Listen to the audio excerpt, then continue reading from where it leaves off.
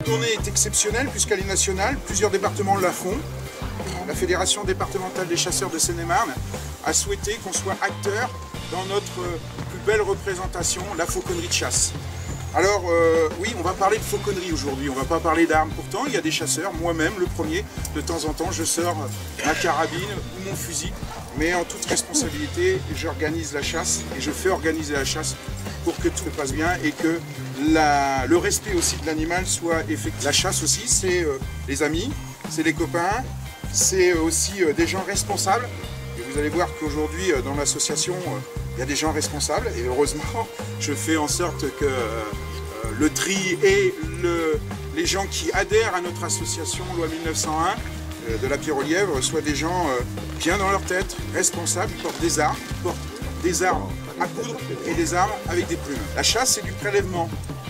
Le prélèvement, je ne connais pas de bon jardinier qui ne s'occupe pas de son jardin.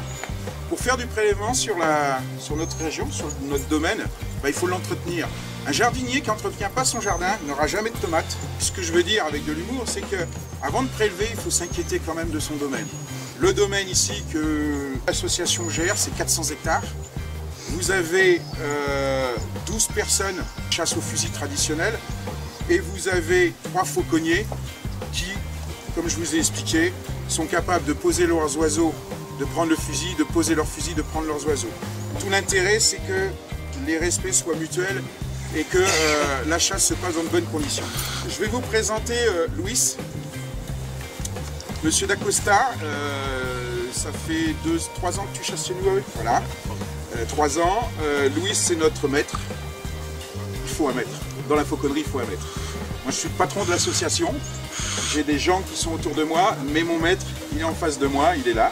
Donc, Monsieur D'Acosta est professionnel de la fauconnerie de l'effarouchement.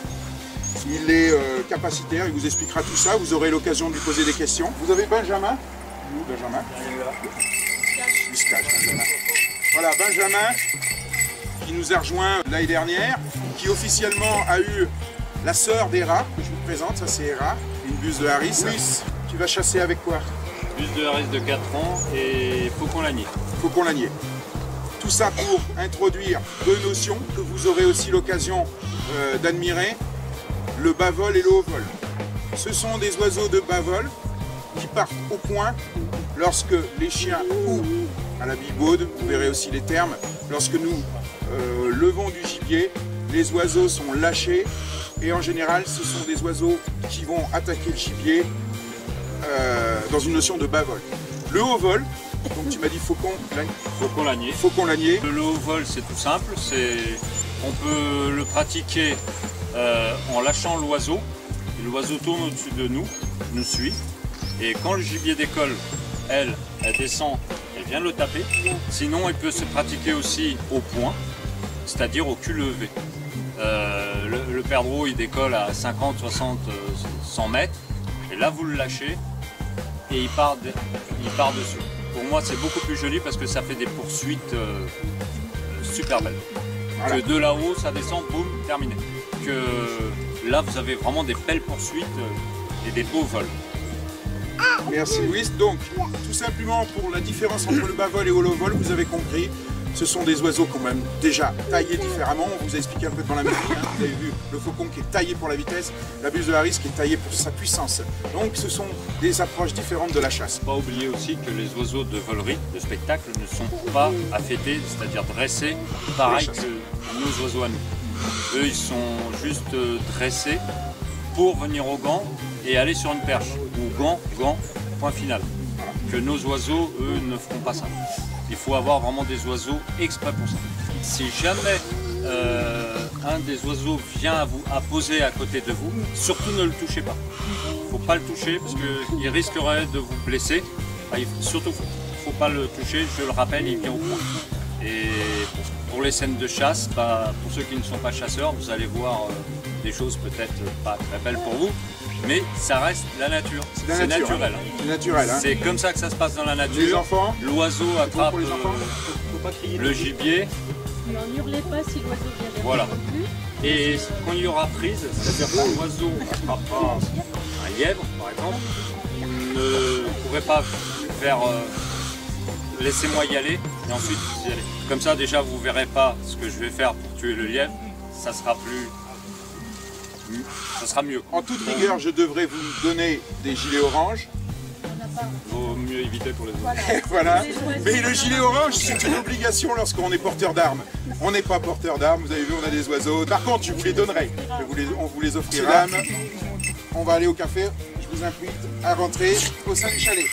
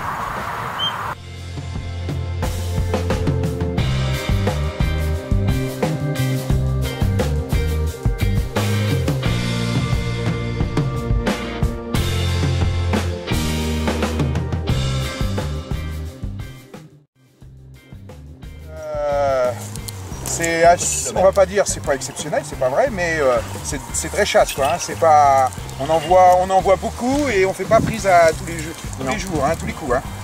Lâche. Hein? C'est lâché là. Lâche. Jeune le gros. Lâche.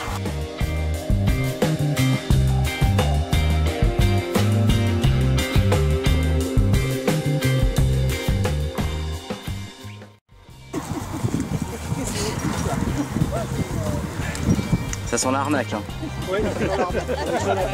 Je vais enlever mon caleçon, je suis pas content. J'ai l'impression d'avoir travaillé pour rien.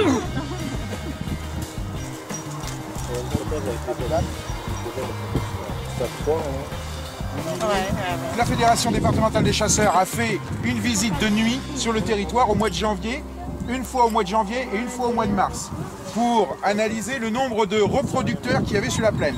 La première sortie, ils ont compté 14 lièvres sur cette grande plaine. La deuxième sortie, il neigeait, faisait froid, 2 lièvres. Ils sont restés sur le comptage des 14 lièvres. Je vous explique tout, hein, pourquoi on est au plan de lièvre et comment on fait un prélèvement. Ils sont restés sur la journée des 14 lièvres, la nuit des 14 lièvres, et ils ont estimé qu'au nombre de kilomètres qu'ils ont éclairés toute la nuit, ils ont ramené le nombre de lièvres à 3 lièvres au kilomètre éclairé. Ce qui n'est pas beaucoup. Les territoires sont morcelés. Ici, vous avez une plaine qui fait presque 200 hectares. Vous avez une autre plaine à 35 hectares, vous avez une autre plaine à 70 hectares qu'on gère, donc vous comprenez que c'est un peu morcelé. Mis bout à bout, le nombre autorisé préfectoral, parce que c'est un arrêté préfectoral, 9 lièvres à prélever sur nos 400 hectares. Autant les dernières années, nous n'étions pas imposés et c'était nous qui faisions notre propre imposition, on se disait voilà, 1 lièvre par chasseur, point barre. Et si vous envoyez un deuxième, eh ben, vous lui dites bonjour, mais vous ne l'arrêtez pas. Donc voilà, donc à chaque chasseur prélevait son lièvre. Et on arrivait bon an, mal an depuis 7-8 ans à prélever 7-8 lièvres. Là, on nous donne des bagues, et on nous donne 9 bagues, donc un lièvre de plus. Mon vœu le plus cher, c'est que l'année prochaine, on en ait 12. C'est pas parce qu'on en aura plus qu'on en fera plus, c'est qu'on aura l'autorisation d'en faire plus facilement. C'est toute la nuance, et de choisir. Ça veut dire aussi qu'on en aura plus sur le territoire. Voilà, et ça veut dire que mon niveau est en train de monter. Et ça, c'est tout l'intérêt. Et c'est ce que je disais, le jardinier, il faut qu'il travaille sa terre s'il veut avoir des beaux fruits et des beaux légumes. Donc là, c'est la même chose. Et là, si vous voulez, donc on bague, on a des arrêtés préfectoraux qui nous imposent une bague. Donc là, on vient d'imposer, on vient de mettre la bague sur le lièvre, on vient de dater. Si je suis contrôlé au chalet ou je suis contrôlé par l'Office national de la chasse et de la faune sauvage, je prétends à mon arrêté préfectoral par imposition de la bague.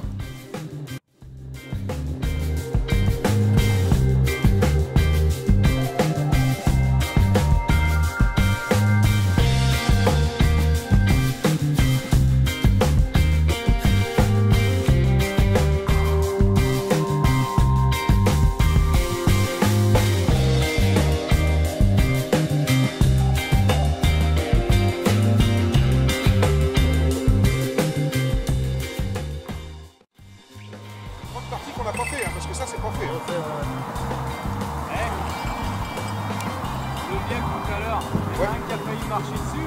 Ah oui, il me semblait bien. Ah oui, oui. Ouais, c'est en retour.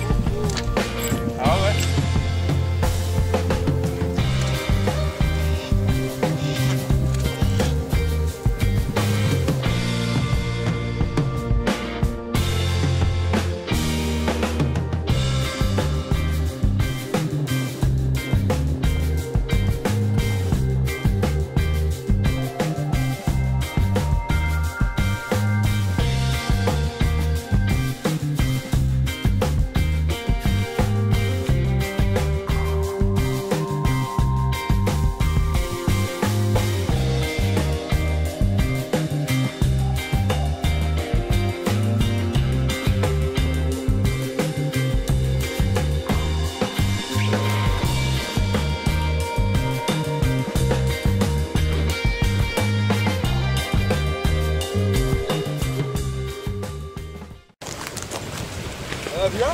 Je sais pas. Ouais, je crois bien, ouais. Non? Non.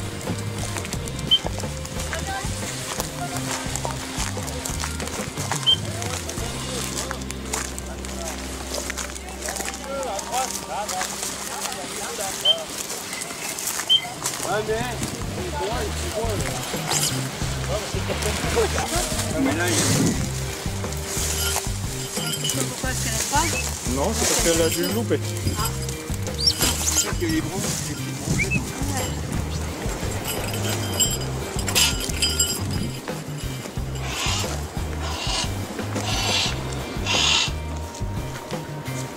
Bon. Allez, allez.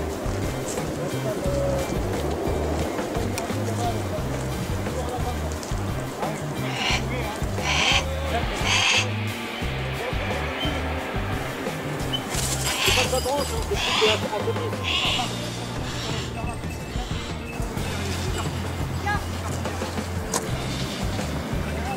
Ah, il y a un oiseau qui est parti.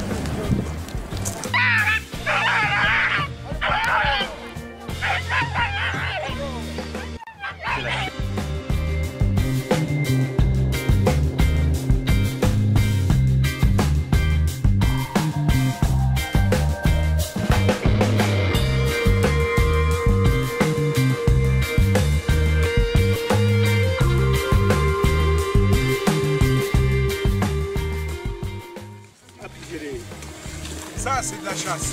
J'ai des Ça, semelles c'est de de... la chasse. Tu peux pas passer là-bas. Il y a des gens qui pensent que c'est un parcours de plaisir.